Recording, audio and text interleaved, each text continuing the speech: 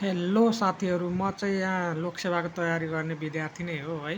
त्यही पनि यहाँनिर मैले एउटा तरिका मतलब युट्युबमै हेरेको हेर्न त हेर्नुहोस् त यहाँ यो मौलिक हकको मतलब 31वटा जुन मौलिक हक छ त्यो सर्लक्कै याद हुन्छ क्या यसले। मैले हेरेको क्या सजिलो लाग्यो कि त्यही भएर तपाईँहरूलाई पनि भनिदिउँ भनेर आएको थिएँ। यो 31वटा जब मौलिक हकहरू छन् त्यसलाई सम्झिँदा हेर्नुहोस्, धारा भनेको 16देखि 46सम्म हामीले सम्झिनुपर्ने हुन्छ मौलिक हकमा।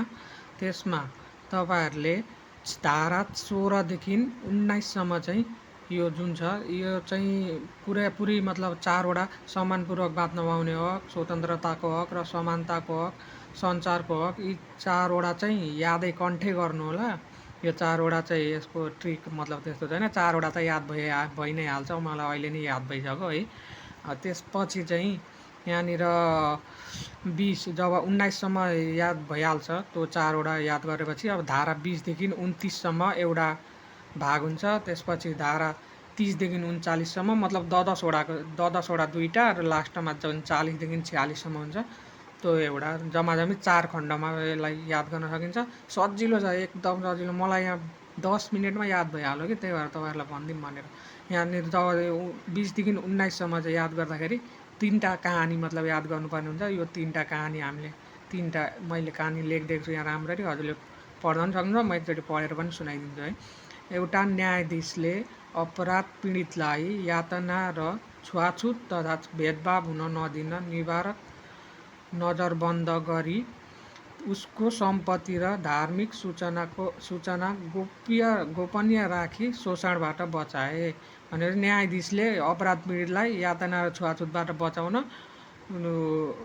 निवारक नजरबन्दमा राखे। त्यसपछि सम्पत्ति र धार्मिक सूचना गोप्य राखी शोषणबाट बचाए। यति याद गरेपछि हामीले के यहाँ भन्न सक्छौँ भने चाहिँ न्यायाधीशको न्याय यहाँनिर एउटा भयो है।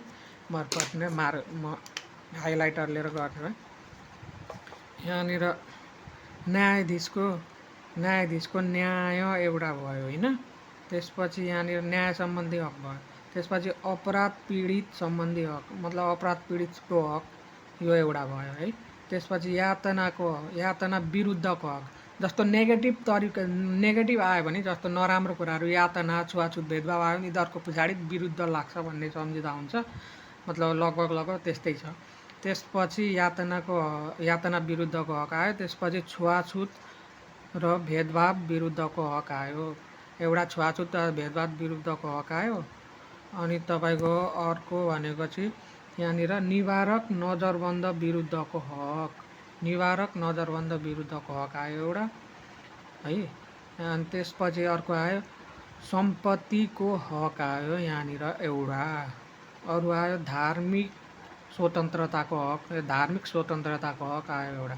अर्को आयो सूचनाको हक, अर्को आयो गोपनीयताको हक। गोपनीयता सम्झिन याद सजिलो भइहाल्यो। त्यसपछि आयो शोषण विरुद्धको हक, नराम्रो कुरा आयो कि विरुद्ध लगाइदिइहाल्ने हो के है। त्यसपछि यहाँनिर यहाँदेखि यहाँसम्म भनेपछि 10वटा हो। 1 2 3 4 5 6 7 8 9 10वटा ठ्याक्क भइहाल्यो है।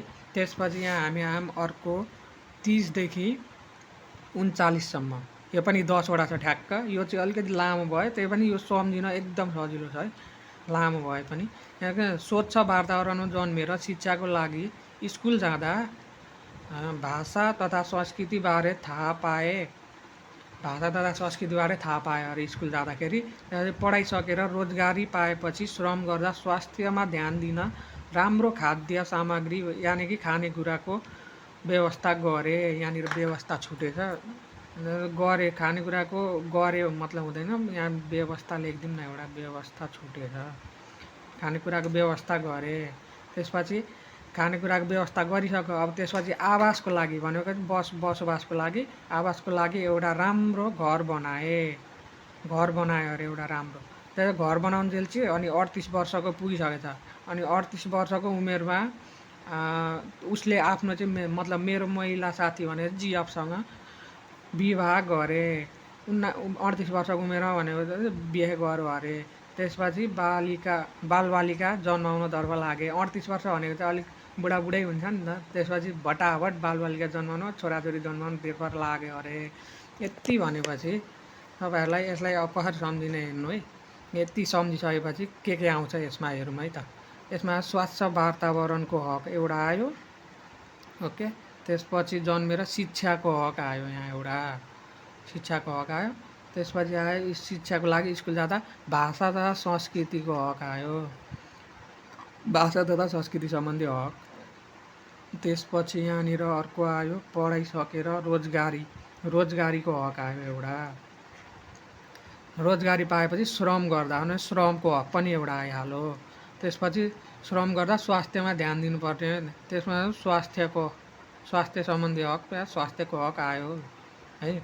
ध्यान दिनु भने राम्रो खाद्य, स्वास्थ्यमा ध्यान दिन चाहिँ राम्रो खाद्य सामग्री हुन्छ, खाद्यको हक आयो, खाद्य सम्बन्धी हक एउटा आयो। त्यसपछि आयो खाद्य सामग्री खानेकुरा, खाद्य सामग्री भनेको खानेकुरा भन्नको लागि कोष्टमा यहाँ कति राखिदिएको छु, सम्झिन मतलब सजिलो हुन्छ। त्यसपछि यहाँ आवासको लागि एउटा घर बनायो अरे भनेपछि आवासको हक आयो है। त्यसपछि 38 वर्षको उमेरमा महिला साथीसँग बिहे गर्यो अरे। अब 38 वर्ष भनेपछि यो धारा 38 सम्झिने है, यसलाई एउटा धारा 38 सम्झिने। धारा 38मा के छ अरे महिलाको हक छ अरे के, धारामा 38मा महिलाको हक छ अरे।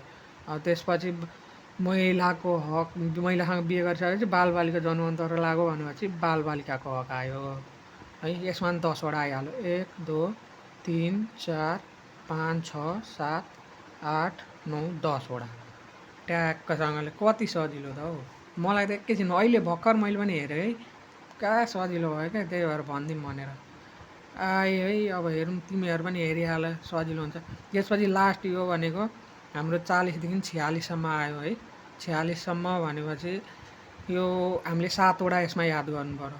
7 वटाको लागि सजिलो, एकदम सजिलो छ यो पनि।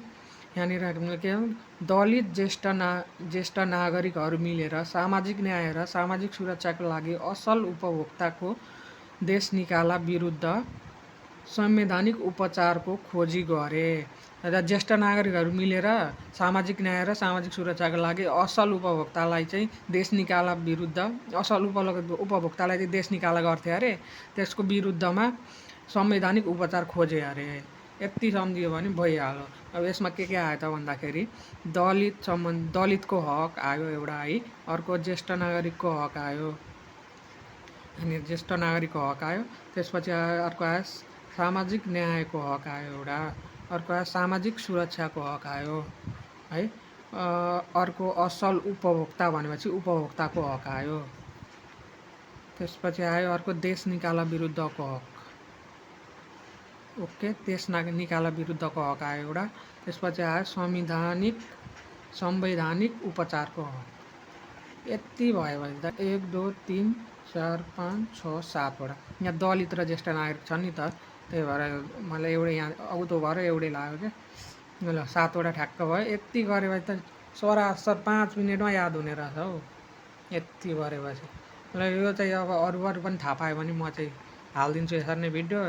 तिमीहरूलाई पनि अरू पनि कुनै ट्रिक थाहा छ भने कमेन्टमा लेखिदिँदा हुन्छ है। ल Tata, by by and good night. म चाहिँ राति यहाँनिर गरिरहेको थिएँ, त्यही भएर थाहा पाएपछि राति अहिले नै थाहा पाएँ, अहिले नै बनाइदिएँ क्या। ल बाई बाई।